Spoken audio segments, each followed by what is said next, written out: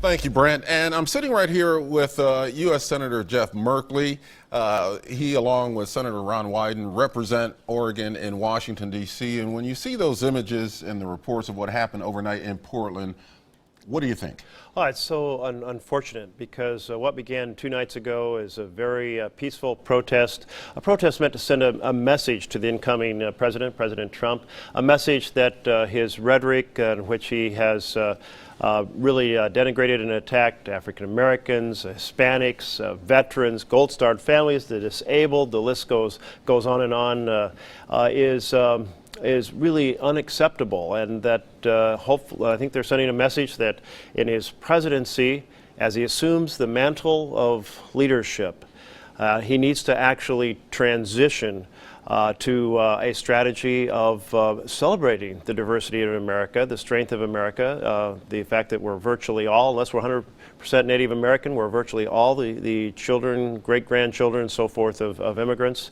But what happened last night with a few dozen people decided to go way off track and become violent, start destroying property, totally unacceptable. And it really hurts. It really hurts the thousands who turned out peacefully to send a message.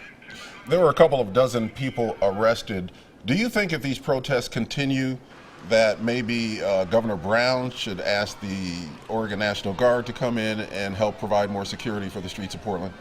Well, I think that's way beyond the current situation. I think the Portland police would be the ones to make a judgment of that nature. But at this moment, hopefully, we will not see a return of these anarchists who came out to destroy what was a very peaceful demonstration. They're really taking away the value of thousands of Portlanders who wanted to convey their concerns about some of the messages of this campaign.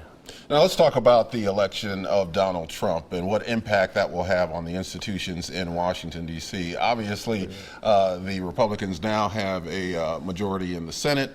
But you're concerned about the Supreme Court as well. I'm very concerned about the Supreme Court because we're at this moment in a place we've never been in U.S. history, where the Senate has refused to exercise their responsibility under the advice and consent clause of the Constitution.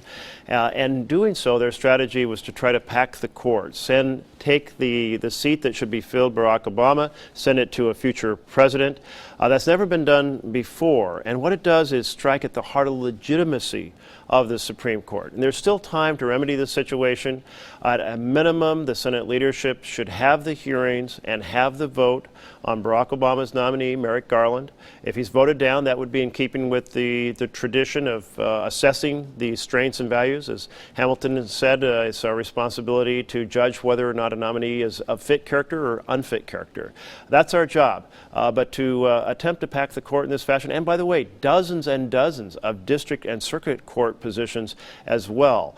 Already the court has become highly polarized, but to do this is going to put into question decision after decision after decision in the future when it's decided by a person who should never have been nominated because the seat was stolen from one administration and delivered to another.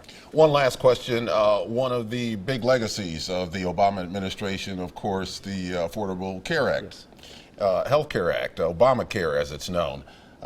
Donald Trump says he's going to come in and dismantle that. Are you concerned about that, not only about the health care itself, but also about the process that will lead up to its dismantling?